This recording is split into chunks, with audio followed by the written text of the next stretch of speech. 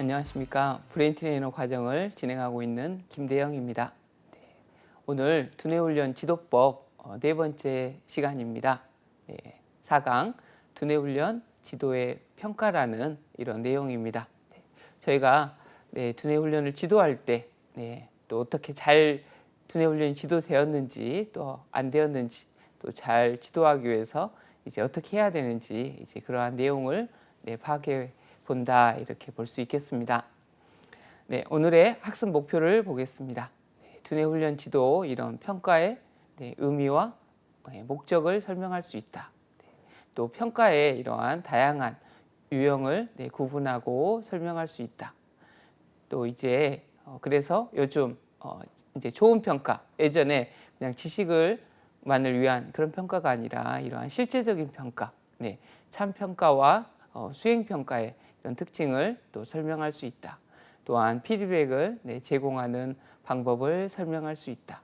또 이러한 배운 이런 두뇌훈련 지도의 평가, 이러한 학습 목표와 또 브레인 트레이닝과의 이런 관계를 살펴보도록 하겠습니다. 이제 평가에 대한 이해, 저희가 이 과목에서도 두뇌 특성 평가, 이제 그런 우리의 두뇌를 특성을 평가하는 그러한 신체적, 정서적, 인지적으로 하는 다양한 평가 방법들이 이제 대상자의 그런 두뇌 상태를 평가하는 거라고 하면, 이거는 전체적인 우리가 두뇌 훈련을 지도하면서 이 두뇌 훈련 지도가 또 잘 되었는지 못 되었는지 또 어떻게 해야 되는지 이제 그러한 사항이라고 좀 볼 수가 있겠습니다. 먼저 또 이런 평가에 대한 개념을 보도록 하겠습니다. 바로 이제 평가와 또 유사한 개념으로 또 사용되는 용어들이 있습니다. 많이 보셔서 아시겠지만 측정이라든가 또 검사라든가 사정 등 이런 용어로 쓰이는데요. 그렇지만 또 평가는 또 개념적으로 또 분명히 구별되어야 합니다. 이제 두뇌훈련 지도에서 이런 평가라는 것은 어떤 걸까요? 사물 또는 그 속성에 대한 이런 가치를 판단하고 또 평정하는 일이다. 이렇게 이제 봐주시면 되겠습니다. 그래서 이제 평가에는 반드시 이러한 일정한 준거라든가 또 혹은 기준이 있어야 되겠죠.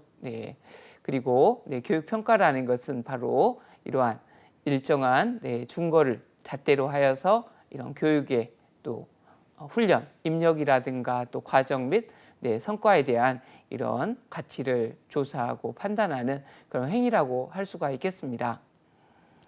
이제 다른 그런 평가의 종류와 또 그 내용을 한번 구분을 해보도록 하겠습니다. 일반적으로 측정이라고 하면 이제 비슷할 수도 있지만 이렇게 좀 다르다 이렇게 이제 봐주시면 좋겠습니다. 바로 측정은 이런 일정한 법칙에 의거하여 또 어떤 사물이나 그 속성에 수치를 부여하는 것, 또는 연구하고자 하는 이런 대상이나 사물에 대하여 일정한 규칙적인 방법에 따라 숫자나 기호와 같은 상징적인 이런 수치를 부여하는 과정이다. 이렇게 봐주시면 좋을 것 같습니다. 그냥 편하게 한 번씩 봐주시면 좋을 것 같습니다.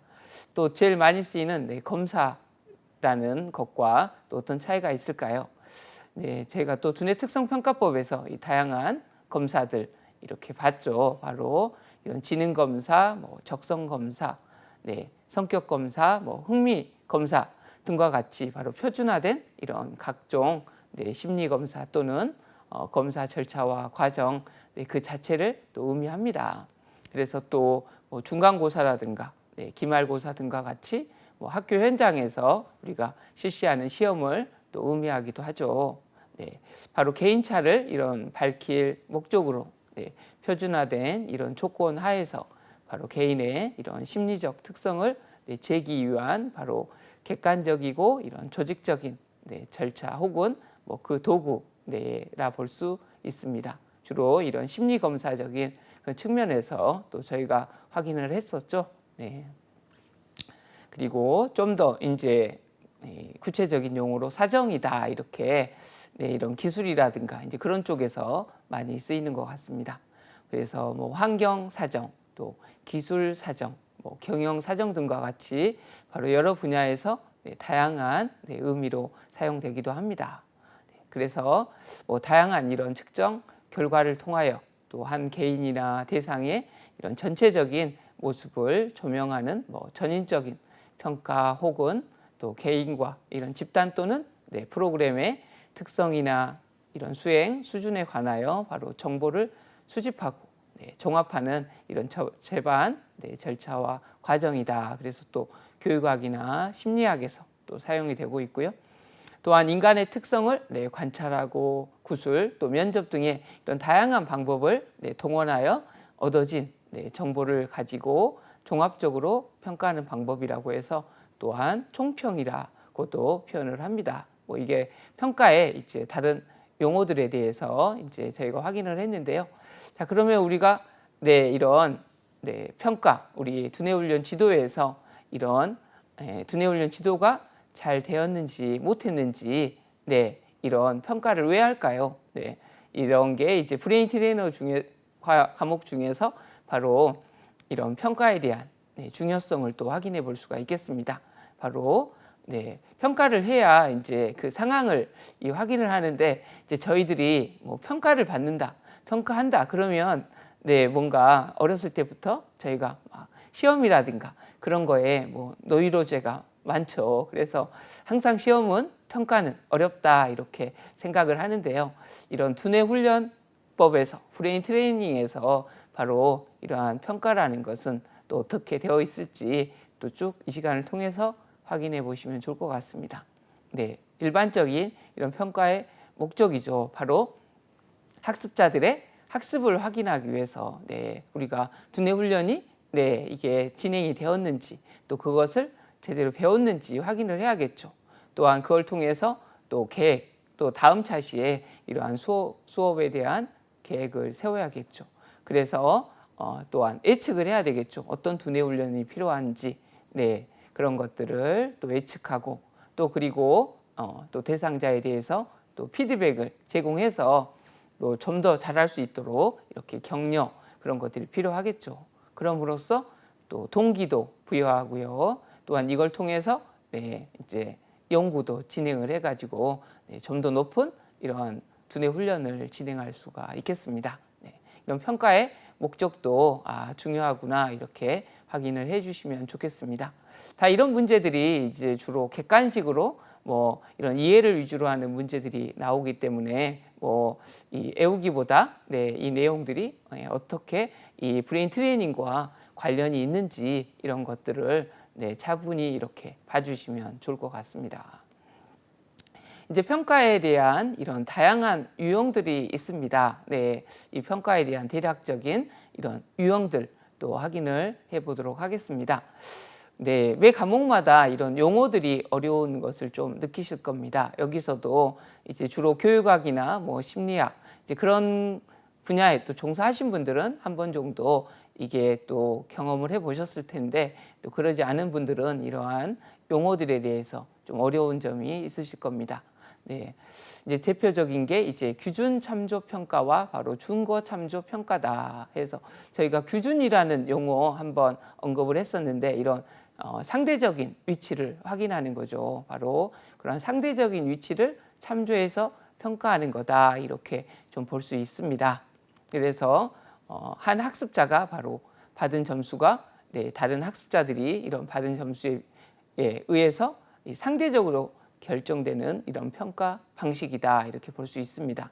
그러니까 예를 들어서 전에도 한번 언급을 해드렸지만 우리가 수학을 80점 받았다 그러면 수학 어려운 과목이잖아요. 좀 잘하는 것 같은데 이랬는데 우리 반의 다른 친구들은 다 90점, 95점이다. 이러면 시험이 좀 쉬웠나 보다 이러면서 또 상대적으로 또 잘하는 게 아니잖아요. 이렇게 이 백분율 특히 우리 수능이라든가 그런 것처럼 이 상대적인 위치를 보는 것이 바로 규준 참조 평가다. 그래서 이 상대적으로 수라든가 우미, 양, 가 이런 거를 보는 거고요. 그래서 이게 그런 영재적인 선발관, 이런 100명 중에서 똑똑한 애들 3명만 뽑겠다. 이러한 선발관에 이렇게 좀 가치를 두고 있다 이렇게 이제 볼 수가 있습니다. 네, 그 다음에 이제 대비되는 걸로 바로 준거 참조 평가가 있습니다. 바로 이것은 어떤 거냐? 바로 학습 목표를 기준으로 해가지고요. 이 학습자들이 알아야 할 이런 지식과 기술을 알고 있느냐, 바로 그래서 이 목표 도달, 혹은 또 모르고 있느냐, 목표 미달을 이렇게 따지는데 주안점을 둔 평가 방법이라고 볼 수 있습니다. 그래서 이 목표 참조 평가라고도 이렇게 불리는데요. 바로 이 준거라는 게 이 학습 목표를 의미한다 이렇게 볼 수가 있습니다. 그래서 그런 학습 목표를 달성했느냐 안 했느냐 이렇게 볼 수가 있습니다. 그래서 우리 브레인 트레이너 시험도 보시면 바로 이제 합격 점수가 필기하고 실기가 이 60점이지 않습니까?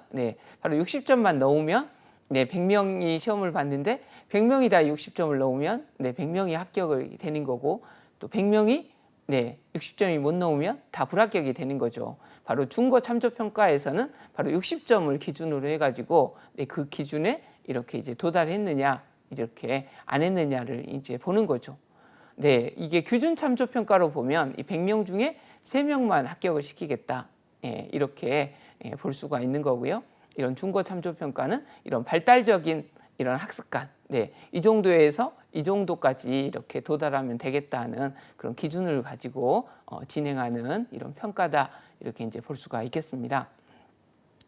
그리고 이제 이런 평가 중에서 또 능력을 참조해서 하는 평가, 그리고 성장을 참조해서 하는 평가가 있습니다. 이 능력 참조 평가라는 것은 바로 이 학습자가 지니고 있는 이 능력에 비추어서 얼마나 최선을 다하였느냐에 초점을 두는 그런 평가 방법입니다. 바로 그래서 능력 관련 평가 혹은 이런 능력 지향 평가라고도 이렇게 부릅니다. 그러니까 예를 들어서 이 능력에 비해서 어떤 친구는 푸시업을 예를 들까요? 푸시업을 한 친구는 한 A라는 사람은 한 50개 정도 할 수 있고 체력이 아주 좋죠. B라는 친구는 푸시업을 한 10개 정도밖에 이제 할 수가 없는 그렇게 이제 체구나 이제 그런 걸 보고 볼 수가 있는 거죠. 그래서 이제 푸시업 테스트를 했는데 A는 아주 열심히 해서 이 55개를 했습니다. 50개 정도는 예전에 체력 테스트를 보니까 50개 정도 했는데 55개를 했습니다. 근데 B라는 친구는 한 10개 정도밖에 못 했었는데 이번에 30개를 했습니다. 이 숫자로 보면 A는 55개를 하고 B는 30개를 했는데 일반적인 평가로 보면 이 55개 한 이 A라는 사람이 잘했다 이렇게 볼 수 있겠죠. 근데 이 능력의 참조의 평가는 어떻게 될까요? 바로 B가 10개 정도에 비해서 무려 20개나 더 많이 했기 때문에 바로 B라는 친구가 이제 더 잘했다 이렇게 이제 보는 평가다 이렇게 이제 볼 수가 있습니다. 또한 성장 참조 평가, 바로 교육 과정을 통하여 얼마나 성장하였느냐에 관심을 두는 평가 방법입니다. 그래서 개인의 이런 초기 능력 수준에 비추어 또 얼마만큼 능력의 이런 향상을 보였느냐를 평가하는 겁니다. 그래서 성장 관련 평가 또는 이런 성장 지향 평가라고도 부릅니다. 이 마찬가지로 바로 아까 A하고 B라는 친구에서 얼마만큼 성장했죠? A라는 친구는 50개에서 55개로 5개 성장했죠. B라는 친구는 10개에서 30개로 20개가 성장했습니다. 마찬가지로 얼마만큼 성장을 많이 한 친구가 바로 B라는 친구죠. 그래서 B가 이렇게 이 성장 참조 평가로 봤을 때는 훨씬 높은 점수를 받는다 이렇게 볼 수 있겠습니다. 이런 평가들이 이제 있고요. 또한 또 일반적으로 이 학습에 또 제일 많이 쓰이는 이런 평가가 또한 진단 평가, 또 형성 평가, 이 총괄 평가 이런 내용입니다. 이런 진단 평가는 바로 수업의 이런 시발점에서 바로 학습자들이 가지고 있는 이러한 선수 학습의 정도, 또한 학습 이런 결손의 유무, 또 심리적인 이런 특성을 진단하기 위해서 시행을 하는데요. 그래서 학습자들을 적절히 구분하여서 이런 배치라든가 또한 교재를 선택하고 또 교수 전략 수립이 목적입니다. 그래서 이런 기능은 바로 출발점 행동의 진단, 또한 학습 장애 진단. 그래서 이런 훈련 교육을 실시하기 전에 현재 상태를 먼저 판단하기 위해서 하는 평가다 이렇게 볼 수 있겠습니다. 이제 형성평가입니다. 바로 학습이 진행되는 이런 과정에서 바로 학습 목표의 이런 달성을 향하여 바로 제대로의 이런 또 정상적인 진전을 보여주고 있는지를 계속적으로 이렇게 점검해 나가는 평가 활동이다 이렇게 볼 수가 있습니다. 그래서 정보의 이러한 피드백과 교정이 목적입니다.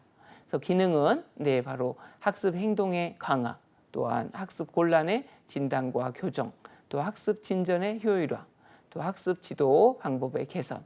그래서 이제 핵심이 바로 이런 학습 또 두뇌 훈련이 진행되는 중간에 하는 평가다 볼 수가 있습니다. 그래서 중간에 우리가 이런 목표점을 향해서 이 훈련이 또 제대로 가고 있는지를 중간에 하는 평가다 이렇게 이해를 해주시면 좋을 것 같습니다.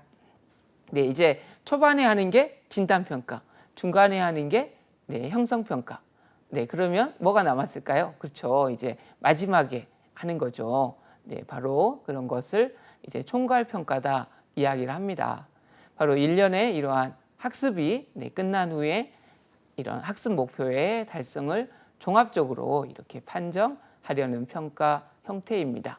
그래서 기능은 바로 성적의 이런 판정이라든가 또 장래 성적의 예측, 또 집단 간의 이러한 성적의 비교, 또한 자격의 인정, 또한 수업의 질적 관리 이런 것들을 확인한다고 볼 수 있겠습니다. 이제 이러한 두뇌 기반 이런 평가에서의 이런 강조점입니다. 이제 기존의 우리 평가들이 저희들이 이런 평가를 싫어하는 이유가 이걸 가지고 막 잘했다, 못했다 이렇게 또 잘한 친구는 좋은데 또 잘못하면 이게 혼이 나죠. 그래서 뭔가 평가는 굉장히 안 좋은 거야 이렇게 막 생각을 하죠. 하지만 우리가 이 두뇌훈련 지도에서 저희가 이런 두뇌훈련 지도의 원리 그런 거 배우셨죠. 누구나 우리 뇌는 가능성을 가지고 있다. 변화할 수 있다. 그래서 그러한 모든 뇌는 똑똑하다. 그러한 기준을 가지고 이렇게 좋은 관점에서 진행하는 거다. 이런 기반을 이해를 하셔야겠죠. 그래서 이런 두뇌 기반 평가에서의 강조점을 한번 보도록 하겠습니다. 바로 이런 평가를 이런 학습자의 이런 강점 또 약점 이런 관심을 확인하는 것을 도와주기 위한 절차로 또 사용한다. 또한 이런 평가는 가능한 한 위협으로부터 이렇게 자유로워야 한다. 또한 평가를 통해 바로 학습자의 이런 성취도를 측정하고 또한 동기를 부여하기 위해서입니다. 그리고 이제 조금 뒤에 이제 저희가 뭐 참평가라든가 수행평가를 보겠지만 이런 한 가지 방식이 아닌 바로 다양한 방식으로 학습자의 이런 학습을 평가해야 한다는 것. 또한 학습자의 바로 정서, 우리가 정서의 중요성 많이 배우셨죠. 바로 이런 정서에 대한 평가에도 관심을 갖는 거죠. 바로 학습자가 이거에 대해서 관심을 갖고 있는지 흥미로운지 그런 점을 고려를 해야겠습니다. 또한 실생활에 적용에 관심을 기울여야 되겠습니다. 저희가 어떻게 보면 계속해서 이런 교육적인 문제에서 이게 사회생활이나 그런 쪽에서 과연 도움이 있느냐, 우리가 배운 뭐 수학이나 뭐 과학들이 정말 쓸모가 있는 거냐, 그런 거에 대한 고민도 많지 않습니까? 이 두뇌훈련에 대한 이런 배운 것들이 실제적으로 우리의 건강에 도움이 되는지, 또 정서에 행복한 데 도움이 되는지, 또 인지의 이런 개선에 도움이 되는지 이런 실생활에 바로 적용에도 관심을 기울여야겠습니다. 이런 두뇌 기반 바로 평가를 위한 바로 비결입니다. 학습자들에게 바로 피드백을 또 제공을 해야 합니다. 또한 이런 집단 토의, 또한 장기간에 걸친 이런 팀 프로젝트, 또 영화 제작, 뭐 브레인스토밍, 이런 논쟁, 그리고 게임과 같은 이런 집단 작업을 격려해야 합니다. 또한 학습자에게 이런 루브릭의 사용, 밑에 이제 루브릭에 대한 용어가 나오죠. 바로 학습자들의 이러한 수행 과제, 이런 평가의 이런 공정성과 정확성을 위해 사용되는 이런 평가 및 이런 채점의 안내서로서 바로 일반적으로 이러한 과제 각 수준마다 적용될 수 있는 이런 평가 척도를 포함하는 겁니다. 그래서 이런 루브릭을 또 사용한다든가 또 스터디 그룹, 또 자기 퀴즈와 같은 이런 자기 평가를 사용하도록 격려하는 겁니다. 그렇죠. 이렇게 뭔가 우리가 평가, 남이 냈다고 하니까 굉장히 긴장을 하잖아요. 그러니까 스스로 이렇게 퀴즈를 내보고 또 자기가 평가해보고, 그런 것들이 또 필요한 것 같습니다. 또한 학습자의 성공에 대해 이런 외재적인 보상보다는 바로 이러한 내재적인 보상을 제공해야 합니다. 또한 학습자 및 이러한 지역 사회에 바로 영향을 미칠 수 있는 바로 실제적이고 이러한 장기적인 집단 과제에 초점을 둬야 합니다. 모든 학습자들에게 바로 자신이 수행한 이런 학습 활동 및 이런 산출물을 바로 포트폴리오, 이런 수행 우리가 수행 학습에 굉장히 이제 중요하게 대두되고 있는 게 이제 바로 포트폴리오인데요. 이런 포트폴리오 파일에 보관하여 바로 이 자신의 바로 진전 과정을 수시로 확인토록 하는 것도 필요합니다. 바로 학습지를 이런 다른 학습자들과 또 비교하지 말고, 우리 뇌는 뭔가 이 비교한다고 비교하는 순간 이게 행복해지지 않습니다. 왜냐하면 나보다 더 똑똑하고 또 잘 사는 사람도 항상 있기 마련이죠. 그래서 뭐 중국 속담에 행복하고 싶으면 이게 비교하지 마라, 이런 속담이 있습니다. 그래서 자기의 뇌의 가치를 인정해주고 존중하기 위해서 또 바로 이런 다른 학습자들과 비교하지 말고 바로 자기 자신의 상태를 확인하고 또 목표점을 향해서 가는 것들이 중요하겠습니다. 그래서 우리 선발적 교육관이 아닌 바로 발달적 교육관, 또 정규 분포가 아니라 부적 점포를, 또한 타인과의 비교보다는 이런 과제 성취 자체를 내가 이 공부를 하고 내가 이만큼 성취했으니까 내가 잘했구나, 이런 격려가 필요하겠죠. 자아 몰두보다는 과제 몰두를 이렇게 강조를 합니다. 이러한 또 교육 관련자들, 학부모라든가 교사, 행정가, 이런 지역 인사 등과 바로 교육자 자신의 평가 철학, 바로 평가의 방법이라든가 이유, 이런 기대 사항에 대해서 또 토론을 하고요. 그래서 학습자들이 바로 위협이 아닌 친근감을 느끼도록 바로 시각적이고 매력적이고 또 색채감 있는 이런 평가 정책이나 지침을 또한 포스터로 제시를 해야 됩니다. 우리 뇌는 스스로 이렇게 동기가 부여가 되면 엄청난 힘을 이렇게 발휘를 합니다. 그런 경험 있지 않으신가요? 그런데 누가 이게 평가를 하고 이렇게 하는 순간 우리 뇌는 그 안에 무한한 이런 가능성을 오히려 이렇게 저해합니다. 요즘 같은 이런 4차 산업혁명 시대 때 이렇게 학습, 수학만 이렇게 영어 단어 외우기보다는 그 사람의 이러한 가치, 이 내재적인 이런 동기를 부여하는 게 아주 이 가능성을 높이는 데 중요한 요소가 될 거라고 이해가 되실 겁니다. 그래서 두뇌 훈련이 정말 이제 누구에게나 이런 필요한 그런 시대가 된 거죠. 아마 공부를 하시면서 그런 부분들 이해하실 겁니다. 자, 이제 그래서 이제 기존의 이러한 평가가 아니라 요즘 이런 실제적인 평가를 해야 된다, 이런 것들이 이렇게 교육적으로 이렇게 도입이 많이 되고 있습니다. 이제 그러한 내용이 바로 이제 참평가라고 볼 수가 있습니다. 바로 이런 학습의 양을 넘어서 바로 학습의 이 질까지 평가하는 겁니다. 바로 기본 개념이나 원리의 이해 여부, 그리고 문제의 이런 참된 의미와 바로 맥락에 대한 인식의 여부, 또한 학습한 것을 실생활 문제 해결에 적용하는 이런 여부들을 평가하는 거죠. 아마 공감이 많이 되실 겁니다. 바로 검사와 관찰 외에 이러한 다양한 평가 방법을 동원하는 겁니다. 그래서 학습자가 바로 무엇을 알고 있는가 보다는 바로 목표와 기대에 바로 미치지 못하는 수행을 했을 때 그 이유가 또 무엇인지를 밝히고요. 또 학습을 개선하고 이런 온조하는 데에 초점을 둘 수 있습니다. 그래서 학습에 대한 이런 평가가 아니라 바로 학습을 위한 평가에 관심을 기울이는 거죠. 그래서 이러한 참평가, 바로 이 5가지 영역으로 구분이 되어 있습니다. 바로 첫 번째 내용입니다. 바로 학습자가 또 무엇을 알고 있는 건지, 이제 그게 이제 보통 학습에 대한 이 내용이라고 하면, 이제 두 번째 바로 정서, 바로 저희가 중요하게 많이 이야기했죠. 바로 학습자가 어떻게 느끼고 있는가.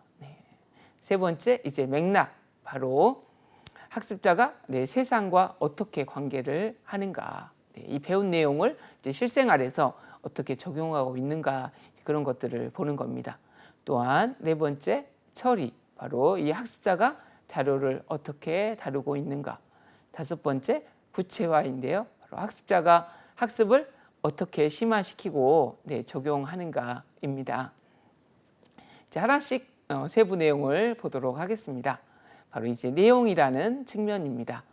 바로 이런 학습자가 알고 있는 것을 평가하기 위하여 바로 전통적인 검사 방식인 바로 진위형, 또 선다형, 또 배합형과 같은 이런 선택형 검사를 사용하는 것이 반드시 나쁜 것은 아닙니다. 많은 이런 지식들이 힌트나 암시에 의해 드러날 수 있기 때문인데요. 그런데 문제는 이러한 전통적인 검사 방식에 많이 의존해서는 안 된다는 겁니다. 바로 50% 미만으로 제한하는 것이 이렇게 바람직하다 볼 수 있습니다. 그래서 학습자들에게 그들이 선호하는 방식으로 바로 알고 있는 바를 증명해 보일 수 있는 기회를 제공해야 합니다. 그래서 학습자의 이런 학습에 대한 이런 진전 상황과 정도를 주기적으로 평가를 하는 거죠. 그래서 학습자들의 이러한 특별한 경험을 포착하려고 노력을 해야 되고요.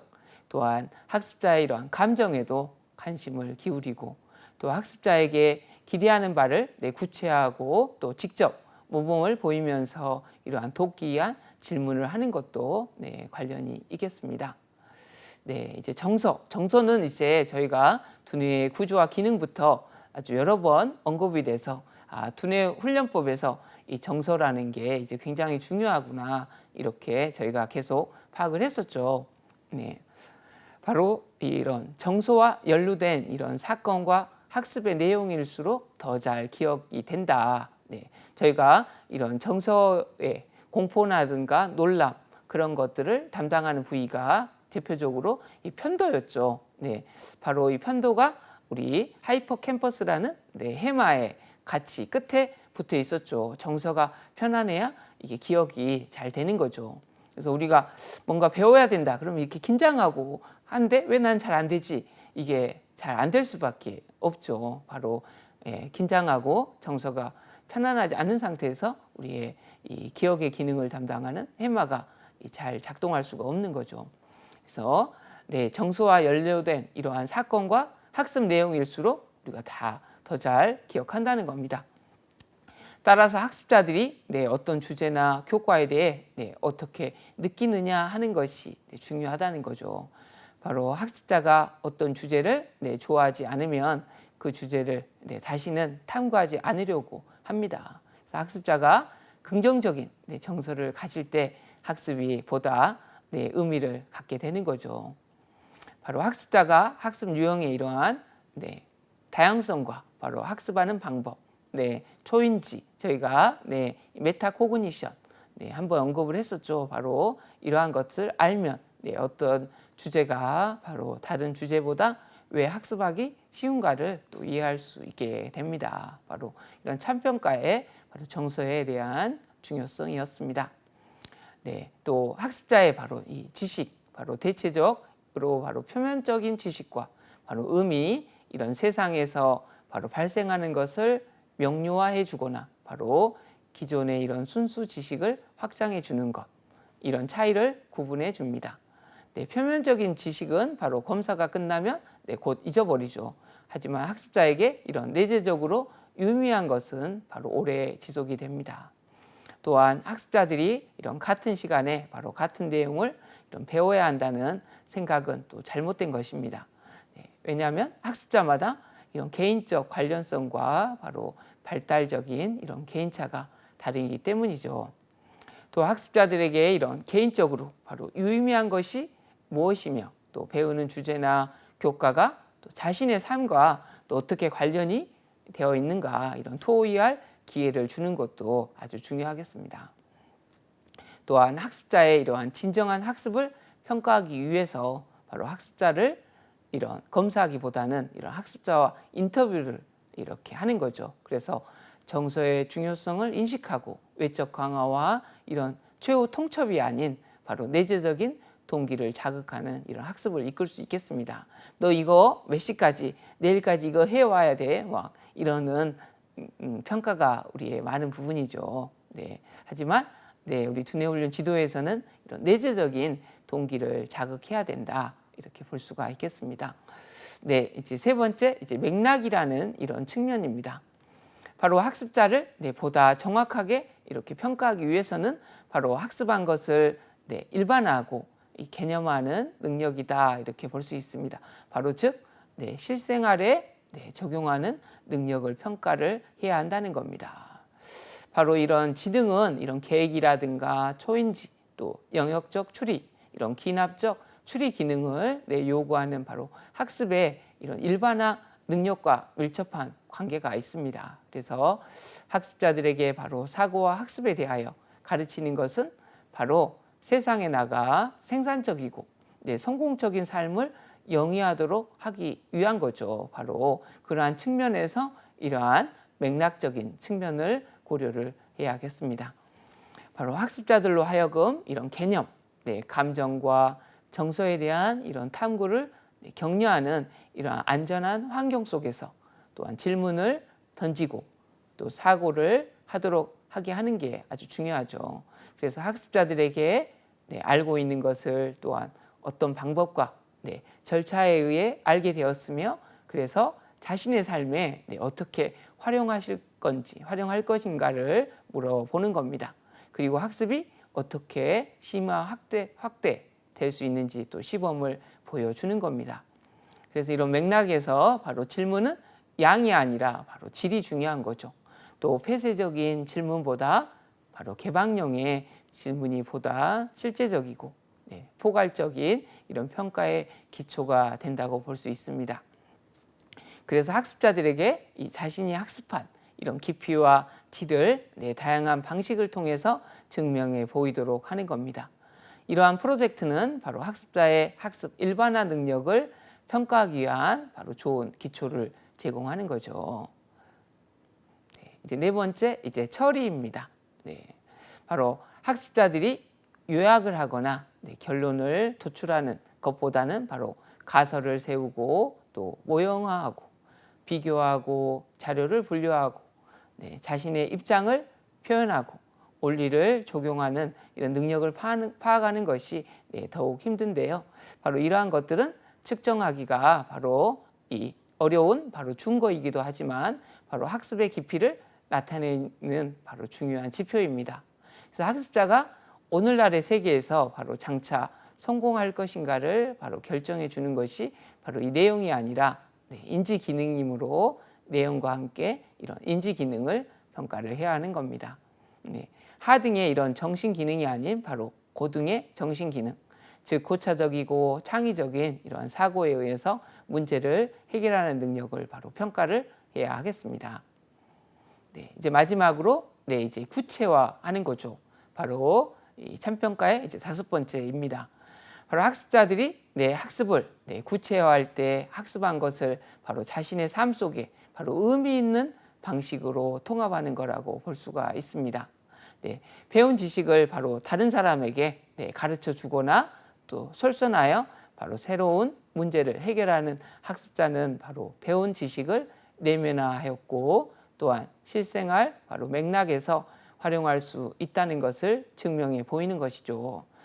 학습한 것을 구체화하는 바로 프로젝트의 이런 좋은 예로는요. 바로 인턴십 수행하기, 또 단막극의 영화를 제작하기, 또 운동 시합하기, 또한 시험 문제를 직접 만들어 보고 또 멀티미디어 영상이라든가 이런 거를 제작해 보고 또 학습 저널 이런 걸 적어 보고 또 지역사회의 이런 관심사 혹은 현안 문제를 직접 해결해 보고 또한 역할극을 수행해 본다든가 또 음악이라든가 조각, 그림, 공예를 통해서 학습한 것을 또한 표현해 보고 또 모형도 만들어 보고 사례를 연구하는 걸 수행해 보고 또 해외 연수 프로그램에 참여해 보고 또 마인드맵 만들기 등 또 실제적으로 좀 비용이라든가 시간 등을 고려해 가지고 이제 직접 할 수 있는 것들부터 이렇게 하나씩 해보면 오히려 훨씬 이게 배운 것들이 더 내재화 될 것 같습니다. 이제 수행 평가인데요. 바로 이러한 두뇌 훈련 지도. 요즘에 이제 많은 평가들이 바로 이러한 수행 평가를 많이 참고하고 있습니다. 바로 단편적인 지식보다는 바로 사고 능력이나 바로 문제 해결력과 같은 이러한 고차적인 바로 정신 능력을 평가하는 데 주안점을 두고 있죠. 요즘 학교에서도 바로 이 수행 평가를 아주 중요하게 실시를 하고 있습니다. 이런 수행 평가의 바로 의미는 바로 수행이라는 것은 바로 구체적인 상황 하에서 실제로 말하거나 또 듣거나 쓰거나 그리거나 만들거나 행동하는 이런 과정이나 그 결과를 이야기합니다. 그래서 이런 수행 평가는 바로 학습자 스스로가 바로 자신의 지식이나 이런 기능을 나타낼 수 있도록 답을 구성하거나 바로 발표하거나 산출물을 만들거나 또 행동으로 나타내도록 바로 요구하는 이런 평가 방식이다. 그래서 이 두뇌 훈련 바로 지도의 평가도 바로 이런 수행 평가를 고려하는 게 아주 연관 있고 중요하다고 볼 수 있겠습니다. 이런 수행 평가의 바로 일반적인 특징을 보도록 하겠습니다. 바로 이런 수행 평가는 학습자 스스로 행동으로 이렇게 나타내도록 한다는 겁니다. 또한 이런 훈련 목표의 달성 여부를 실제 상황에서 파악하고자 한다는 거죠. 또한 훈련 결과뿐만 아니라 이런 훈련 과정도 함께 평가합니다. 그리고 전체적이면서도 바로 지속적으로 이루어지는 것을 강조합니다. 또한 개인 단위로 평가하기도 하지만 바로 집단에 대한 평가도 중시합니다. 그리고 훈련 과정을 진단하고 개별 훈련을 촉진하려는 이러한 노력을 중시합니다. 그래서 종합적이고 바로 전인적인 평가를 중시하는 거죠. 이런 수행 평가의 유형은 이게 대표적으로 이렇게 이제 4가지로 구성이 되어 있습니다.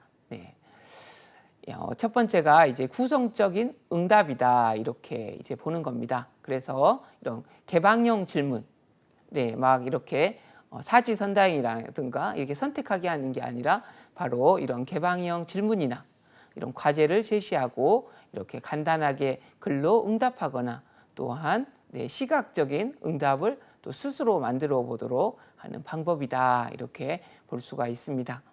그리고 결과물 평가되어 있는데요. 이제 이런 것들이 많이 하죠.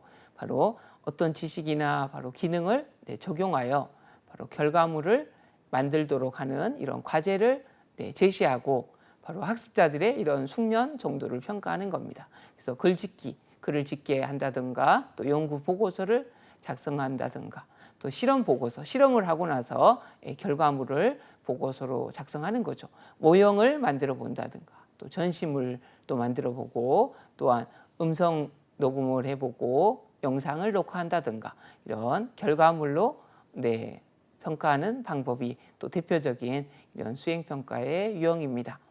그리고 활동 평가, 이제 그런 실제적인 활동을 평가하는 거죠. 그래서 이런 실제 이런 생활과 바로 유사한 상황에서 바로 활동 중심의 과제를 제시하고 그래서 학습자들의 이런 활동의 모습을 직접 관찰함으로써 지식과 이런 기능을 평가하는 평가 방법이다 이렇게 볼 수 있죠. 어떤 것들이 있을까요? 바로 성악, 직접 노래하는 것, 그리고 악기 연주, 이런 활동, 또 체육 같은 거, 또 연설하는 모습, 또 연극이라든가, 또 구두 제시, 또 시범을 보인다든가, 또 이런 토론, 논쟁 같은 걸 직접 하면서 이제 그런 활동을 평가하다 보면 이제 그 개인에 맞는 이런 특성들을 또 볼 수가 있겠습니다.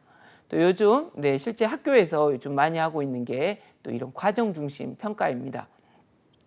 바로 학습자들의 이런 학습 전략과 이런 사고 과정을 관찰할 수 있는 과제를 제시하여 바로 학습자들이 바로 가시적인 활동과 결과물, 또 그리고 응답보다는 그것에 이런 바탕이 되는 인지적인 과정을 알아내는 데 초점을 둬서 이런 과정마다 이렇게 또 단계별로 평가하는 내용이라고 볼 수 있겠습니다.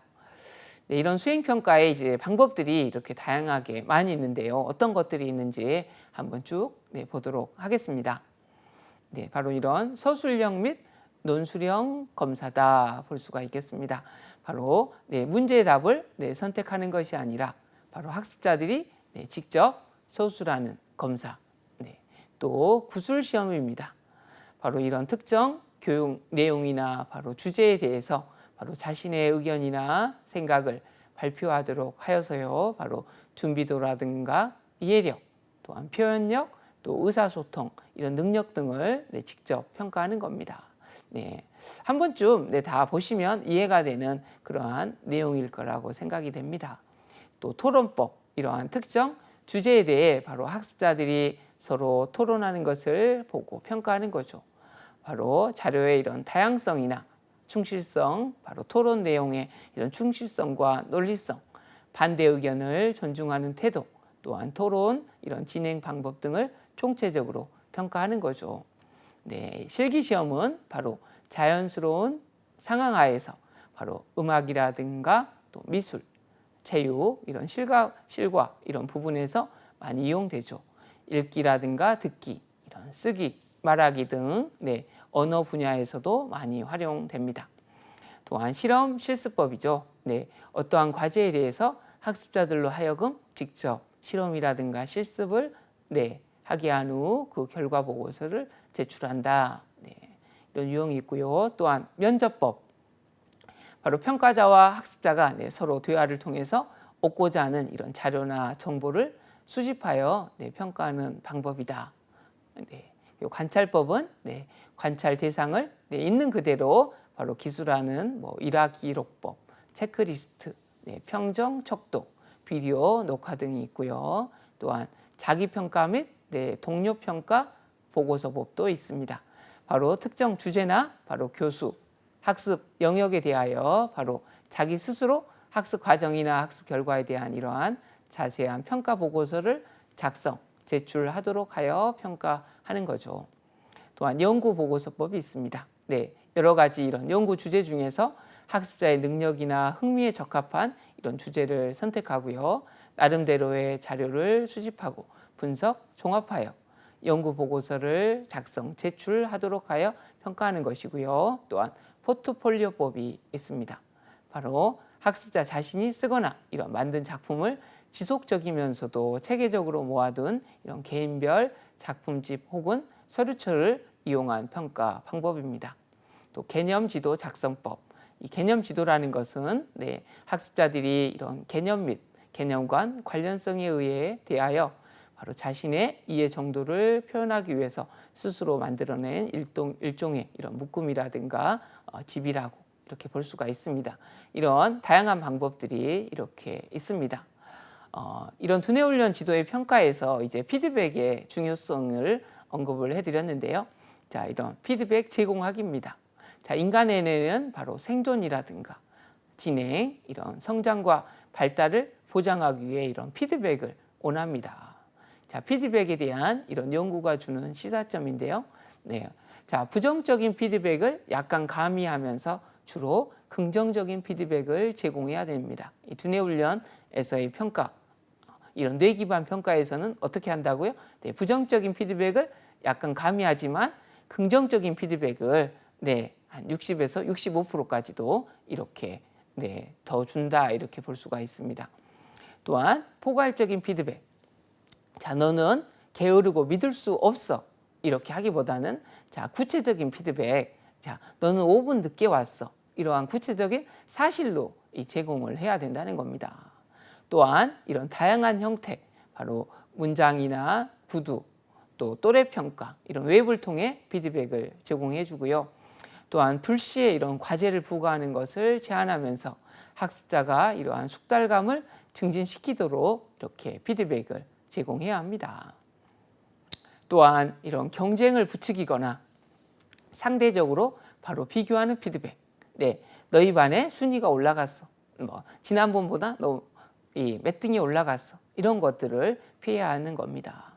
또한 이러한 사람이 아닌 바로 과제에 초점을 두고 피드백을 하되 바로 국부적이고 이러한 구체적인 제안, 그러니까 A와 B의 뭐 상관관계 표시는 바로 등식의 오른편이 아닌 왼편에 하라. 이렇게 구체적인 제안을 해줘야 되고요. 또한 우리 실수했을 때 바로 그리고 자주 교정적인 피드백을 제공하라 이렇게 되어 있습니다. 보통 저희가 이 표현을 또 우리가 유교 사상이나 그런 게 있어서 그런지 이 표현을 또 많이 안 하는 측면이 있죠. 뭔가 남자의 말은 금이야 이러면서 이렇게 쌓아두고 있다가 어느 순간에 내가 이것도 기분 나빴고 저것도 기분 나빴어 이렇게 한꺼번에 막 폭발하면 굉장히 감정이 상해가지고 이렇게 사이가 안 좋아집니다. 바로바로 그 당시에 난 왜 이런다 이러면 그게 쌓이지 않고 오히려 도움이 된다는 거죠. 그래서 이런 뇌 기반 지도에서 바로 이런 실수에 대한 피드백 어떻게 해요? 바로 그리고 있을 때 바로 교정적인 피드백을 제공하는 것들이 필요하겠습니다. 또 피드백을 이러한 이끌어내는 행동들 바로 또래 교정, 또 사고하기라든가 짝 활동하기, 공유하기, 또 피드백 구하기, 또 시청각 학습이라든가 보고받기, 또 모델을 구축하고 모델의 기능화, 또 다른 모델과 비교하기, 또 이런 멘토의 피드백, 또 평가를 위한 루브릭, 또한 실생활의 결과, 이런 어떤 일이 발생하였는지 협동학습이라든가 이런 가설을 검증하기 위한 이런 모의 실험들이 그러한 행동이 될 것 같습니다. 또한 피드백이 뒤따르는 이런 미술 전시의 관람, 그리고 청중의 피드백이 뒤따르는 학생들의 발표, 경쟁적인 게임이라든가 이런 보고 반성하고 토론하기 위한 참관학습, 또한 저자의 특강, 이런 결과를 측정하기 위한 체크리스트, 또 가설을 세워서 검증한 뒤에 보고를 해보는 것들이 또 필요하겠습니다. 오늘 이런 두뇌 훈련 지도의 이런 평가에 대한 내용에 대해서 학습을 했습니다. 이제 뇌 기반 평가는 어떤 건지 참평가, 이런 실제적인 평가, 또 수행평가, 이런 이 실제적인 평가를 위한 방법들에 대한 이해를 하셨을 겁니다. 그래서 이러한 평가의 이해, 평가의 개념은 바로 일정한 이런 준거를 잣대로 하여 바로 교육의 입력이라든가 과정 및 성과에 대한 이런 가치를 조사하고 판단하는 행위다. 이런 평가의 목적은 학습을 확인하고 계획을 수립하고 또 예측하고 피드백을 제공하고 동기부여하고 연구하기 위해서다. 다양한 평가의 유형도 저희가 확인을 했죠.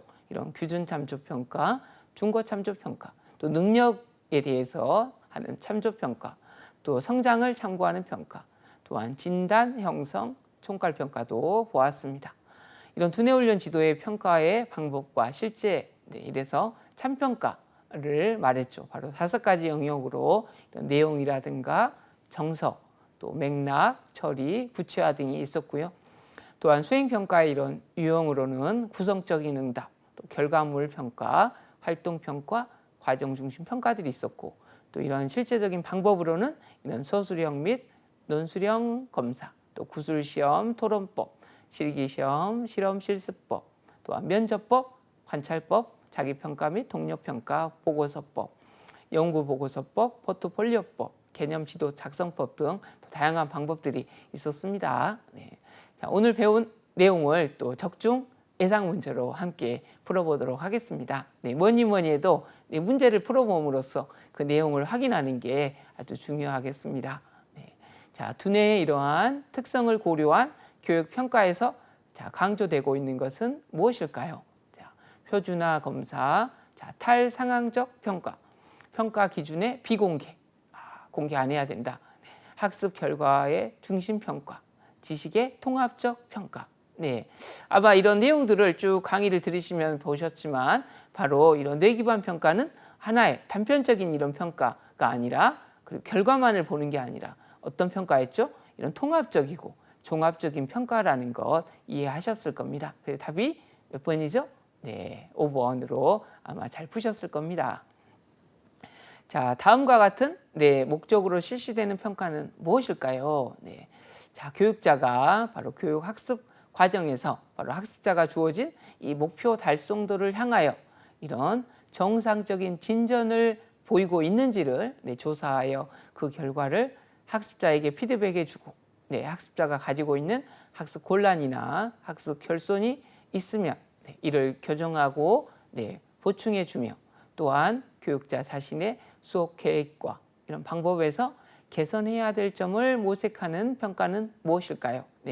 우리가 사전에 하는 거를 진단 평가, 그리고 방금 중간에 정상적인 이런 과정이 되고 있는지를 보는 평가가 바로 형성 평가, 그리고 마무리해서 이렇게 종합적인 결과를 보는 게 총괄 평가였죠. 자, 이것은 바로 형성 평가에 대한 내용임을 확인할 수 있겠습니다. 자, 다음 문제. 자, 학습자를 보다 정확하게 평가하기 위해서 학습한 것을 바로 실생활에 적용하는 능력을 평가해야 한다는 것은 바로 참평가를 위한 어떤 영역과 가장 관련이 있죠. 아까 실생활에 적용되는 것. 세 번째, 맥락하고 관련이 있다 이렇게 언급을 했었죠. 답이 2번 맥락입니다. 자, 다음 중에서 수행평가에 대한 설명으로 옳지 않는 것은입니다. 자, 문제를 잘 보면서 풀어봐야겠습니다. 자, 1번 교수 학습의 결과뿐만 아니라 과정도 함께 중시한다. 그렇죠. 우리가 과정을 중시하는 평가라는 것. 자, 개개인을 평가하기도 하지만 집단에 대한 평가도 중시한다고 했었죠. 3번. 자, 객관적이면서도 공정한 표준화된 도구를 이용한 평가 방식이다. 그런가요? 아니죠. 뭔가 객관적이고 표준화된 도구가 아니라 그 대상자에 맞는 다양한 평가 방법을 이용한다. 이렇게 봤었죠. 자, 4번은 학습한 이런 지식과 기능을 실제 활용할 수 있는 능력을 강조하는 평가였죠. 자, 5번 정답의 이런 선택이 아니라 바로 문제 해결의 과정을 행위나 결과물로 만들어내도록 요구한다. 바로 3번이 이 답이죠. 자, 다음 중에서 수행평가 과제의 이런 제작과 관련하여 유의해야 할 사항으로 가장 적절한 것은 이번에는 가장 적절한 것으로 문제가 나왔네요. 자, 한 가지 이상의 해결책이나 정답이 가능한 과제는 가능한 피한다. 자, 2번 학습자들의 이런 과제 집중력을 고려하여 과제 수행 시간이 최대 20분을 초과하지 않도록 한다.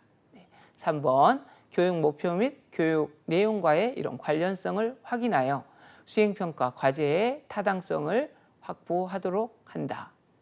4번 하나의 이런 수행평가 과제에서는 한 가지 이런 학습 결과만을 평가할 수 있도록 과제를 구조화시킨다. 5번 선택형 검사가 평가하지 못하는 것을 평가하기 위해 이런 교수 학습 목표와는 독립적인 수행평가 과제가 되도록 한다. 그래서 여기서 이제 풀 때 가장 적절한 것은 이게 막 이것도 갖고 저것도 가질 때 이제 기본적인 내용과 제일 관련이 있는 사항들을 평가를 해야겠습니다. 여기서는 몇 번이 정답이죠? 3번이 이런 관련성을 확인하여 이러한 과제의 이런 타당성을 확보하도록 하는 게 맞고 나머지들은 이게 적절하지 않는 것으로 보여지네요. 학습자 바로 자신이 지속적이고 체계적으로 바로 작성하거나 만든 개인별 작품집 또는 이런 서류철 등을 근거로 평가하는 방법으로 바로 장기간에 걸친 학습자의 진보 과정과 이런 성취를 잘 알 수 있는 평가 수단은입니다. 수행 평가 중에서 바로 이러한 장기간에 작품집 또는 서류철 같이 만드는 것 무엇이었을까요? 바로 5번의 포트폴리오법이었습니다. 바로 이 포트폴리오법은 학습자 자신이 이렇게 쓰거나 만든 작품을 지속적이면서도 체계적으로 모아둔 이러한 개인별 작품집 혹은 서류철을 이용한 바로 평가 방법이었습니다. 자, 학습 결과에 대한 이런 피드백을 제공할 때 유의할 사항으로 옳은 것은 이 옳은 걸 나왔을 때 항상 가장 옳은 것은 이렇게 보면서 풀어주시면 좋을 것 같습니다. 자, 구체적이기보다는 포괄적인 피드백을 줘야 할까요? 아니죠. 우리가 구체적으로 피드백을 줘야 된다 했었죠. 또한 과제가 아닌 사람에게 초점을 맞추고 피드백을 준다? 아니죠. 네, 과제에 초점을 맞춰야 합니다. 3번 경쟁을 부추기거나 이런 상대적으로 비교하는 피드백을 주면 될까요? 안 되죠. 네, 이해가 되실 겁니다. 자, 그리고 실수했을 때 바로 즉각적이고 네, 빈번한 네, 교정적 피드백을 줘야 된다. 이렇게 이야기를 했습니다. 네, 5번 바로 다양한 형태가 아닌 자, 일관되고 네, 동일한 형태로 피드백을 준다. 네, 바로 정답이 4번이죠. 네, 다른 것들은 네, 옳지 않는 거고 4번 바로 실수했을 때 네, 즉각적이고 바로 이러한 빈번한 이 교정적인 네, 피드백을 주는 게 바로 이러한 네, 두뇌훈련 지도회에서의 이 피드백의 중요성에 대해서 이야기를 할 수가 있겠습니다. 네, 우리가 기존에 그런 애우고 막 지식적으로 평가하는 게 아니라 누구에게나 갖고 있는 이런 가능성에 동기를 부여하고 하기 위해서 네, 또 긍정을 한 60에서 70% 정도 함유해서 이런 피드백을 주는 것들이 아주 중요하다고 볼 수가 있겠습니다. 네, 오늘은 네, 우리 두뇌훈련 지도법에서 4강 네, 바로 두뇌훈련 지도에 대한 평가에 대한 그러한 내용이었습니다. 네, 다음 시간은 바로 두뇌훈련 지도안의 작성, 우리 이 실기 시험에서 아주 중요한 부분이 바로 또 두뇌훈련 이런 지도안의 작성입니다. 네, 이러한 우리가 이제까지 배웠던 이 내용을 통해서 바로 그 훈련자에게 맞는 이런 두뇌훈련을 지도안을 작성하는 게 이제 아주 중요한 내용이 되도록 되겠습니다. 네, 오늘도 네, 끝까지 집중해 주신 분들께 큰 감사드립니다. 네, 수고 많으셨습니다. 감사합니다.